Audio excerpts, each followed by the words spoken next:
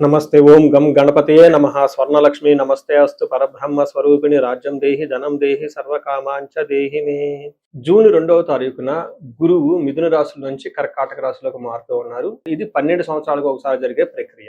ఇందులో ఇంకొక ముఖ్యమైన విషయం ఏంటంటే గురువు ఉచ్చ స్థానానికి వెళ్తూ ఉన్నాడు. కర్కాటక రాశిలో గురువు ఉచ్చ స్థానంలో ఉండటం వల్ల ఏం జరుగుతుంది? సహజంగా గురువు వచ్చేటప్పుడు మనకి ధనాన్ని ఇస్తూ ఉంటారు, సంతానాన్ని ఇస్తూ ఉంటారు.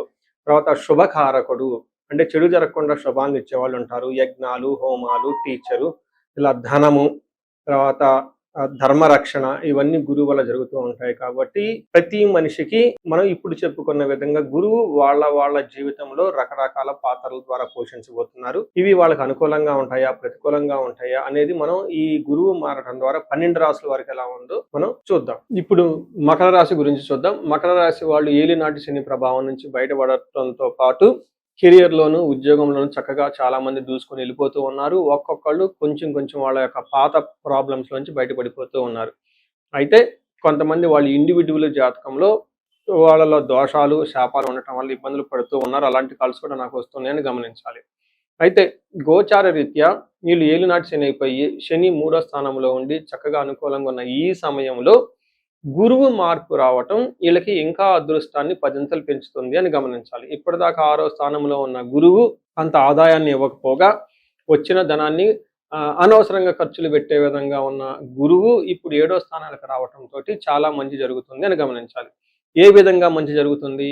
మన సంస్కృతంలో మహర్షులు ఏం చెప్పారంటే, మన పురాతన గ్రంథాల్లో రాజదర్శనం, ఆరోగ్యం, గాంభీర్యం, గాత్ర పోషణం, అభిష్ట కార్య సిద్ధిచ్చ సప్తమస్తే భవేద్ గురు అని చెప్తారు. అంటే రాజదర్శనం, హైయర్ అఫీషియల్ని కలుస్తూ ఉంటారు, ఇన్ఫ్లుయెన్షియల్ పీపుల్ని కలుస్తూ ఉంటారు, ఆరోగ్యం బాగుంటుంది, గాంభీర్యం అంటే చాలా గాంభీర్యంగా ఉంటారు, డిగ్నిటీగా ఉంటారు, స్టైలిష్గా ఉంటారు, హైఫైగా ఉంటారు, గాత్ర పోషణం శరీరాన్ని చాలా చక్కగా నీట్గా పెట్టుకుంటూ ఉంటారు, అభీష్ట కార్యసిద్ధి అనుకున్న పనులన్నీ అనుకున్న విధంగా టకా చేసుకుంటూ చక్కగా సక్సెస్ఫుల్గా వెళ్ళిపోయే అవకాశం ఈ రాశి వాళ్ళకి చాలా ఎక్కువగా ఉంది, బాగుందని చెప్పుకోవాలి. అంతేకాకుండా వీళ్ళకి పిల్లలకు సంబంధించిన వ్యవహారాల్లోనూ, అన్నదమ్ముల మధ్య సరైన సత్సంబాలు ఉండటంలోనూ, వీటితో పాటుగా గురువు పరిపూర్ణంగా చక్కగా ఉండే అవకాశం వలన అన్ని విధాలా బాగా రాణిస్తారని చెప్పుకోవాలి. అయితే వీళ్ళకి ఓవర్ కాన్ఫిడెన్స్ ఉండే అవకాశం ఎక్కువ ఉంటుంది. అలానే వీళ్ళు ఓవర్ కాన్ఫిడెన్స్ తోట పెద్దవాళ్ళ యొక్కని ఆశీర్వాదం తీసుకోకుండా ఉండకండి. అలానే గురువుల్ని చక్కగా 1-2 సార్లు సందర్శించండి. ఇంపార్టెంట్ అయిన డెసిషన్ తీసుకునే ముందు ఒక్కసారి ఇండివిజువల్గా మీ లెవెల్లో మీరు రెమెడీస్ చేసుకోవడం చాలా ఇంపార్టెంట్. ఇన్ కేస్ మీకు ఇంకా జాతకంలో మీకు రియల్ లైఫ్లో అంత అనుకూలంగా లేదు, ఇన్ని పాజిటివ్గా ఉందని మీకు ఎప్పుడైనా అనిపిస్తే ఒక్కసారి ఇండివిజువల్గా జాతకం చూపించుకోవడం చాలా ఇంపార్టెంట్ ఈ రాశి వాళ్ళకి. అందులోని మకర రాశి నా సొంత రాశి, నేను ఈ రాశిలో పుట్టాను కాబట్టి చాలా మందికి రీసెర్చ్ చేస్తూ ఉన్నాను. నేను, నా దగ్గర ఉన్న టీం అంతా ఈ రాశి వాళ్ళకి ఎందుకు ఎలా జరుగుతుంది, ఏమవుతుంది, ఎలాంటి రెమెడీస్ చేసుకుంటే బాగుంటుంది, నేను ఎలాంటి రెమెడీస్ చేసుకున్నాను, నాకు తెలిసిన వాళ్ళు ఎలాంటి రెమెడీస్ చేసుకున్నారు.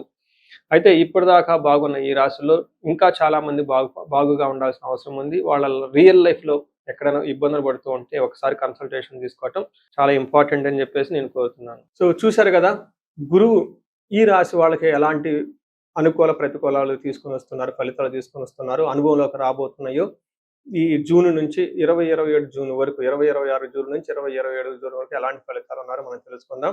అయితే గురువు యొక్క అనుకూల ప్రభావం మన మీద ఉండటానికి మనం కొన్ని రకాల పరిహారాలను ఖచ్చితంగా చేసుకోవాల్సి ఉంటుంది. ఒకటి, గురువుకి సంపూర్ణ శాంతి పూజలు చేసుకోవాలి. సంపూర్ణ శాంతి పూజలు అంటే ఏంటి? చాలా మందికి అవగాహన ఉండదు. గురు గ్రహానికి మన శాస్త్రాల్లో, గ్రంథాల్లో ఏదైనా గనక ఒక గ్రహం మనకి సరిగా అనుకూలించకపోతే ఆ యొక్క గ్రహం యొక్క మనం ప్రతికూల పరిస్థితుల నుంచి అనుకూలంగా మార్చుకునే ప్రక్రియ ఉంటుంది. దీనికి పరిహారాలు అంటారు. మనకి శాస్త్రాలు ఏ విధంగా చెప్పారంటే, గురువుకి జప సంఖ్య 16,000 సార్లు చేయాల్సి ఉంటుంది. అధిదేవత, ప్రత్యధి దేవత ఇంకొక 3,000, 2,000 సార్లు చేయాల్సి ఉంటుంది. సుమారుగా గురుగ్రహానికి ఇటు అటుగా ఒక 20,000 సార్లు జపం చేయాల్సి ఉంటుంది. అలానే గురుగ్రహానికి తర్పణం చేయాల్సి ఉంటుంది, గురుగ్రహానికి దానం చేయవలసి ఉంటుంది, గురుగ్రహానికి హోమం చేయవలసి ఉంటుంది. ఇలా ఈ 4 రకాల ప్రక్రియలను ఎవరైతే చేస్తారో గురుగ్రహ సంపూర్ణ శాంతి పూజలు అంటారు. అయితే ఇండివిజువల్గా వాళ్ళు చేసుకోవటం కష్టం కాబట్టి సద్బ్రాహ్మణుల్ని, దేవాలయాల్లో ఉన్న పండితుల్ని, లేకుంటే గురువు యొక్క మంత్రాన్ని తీసుకొని వాళ్ళు కొన్ని లక్షల సార్లు, వేల సార్లు ఉపాసన చేసి చక్కగా సాధన చేసిన వాళ్ళ దగ్గరికి వెళితే ఆ మంత్రం వాళ్ళ ద్వారా సిద్ధించి గురువు యొక్క అనుకూలం మీకు అనుకూలంగా ఉంటుంది.